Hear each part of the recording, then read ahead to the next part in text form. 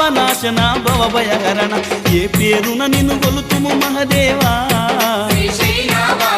ఏ తీరున నిన్ను పూజింతుము దేవా ఏ పేరున నిన్ను కొలుతుము మహదేవా ఏ తీరున నిన్ను పూజింతుము దేవా శ్రీశైలవాస శ్రీ మల్లినాథ నీ దర్శన భాగ్యం ఈవయ్యా మా జ్యోతిర్లింగా ఈ జన్మకు మోక్షం ఈవయ్యా ఓం జై జగదీశ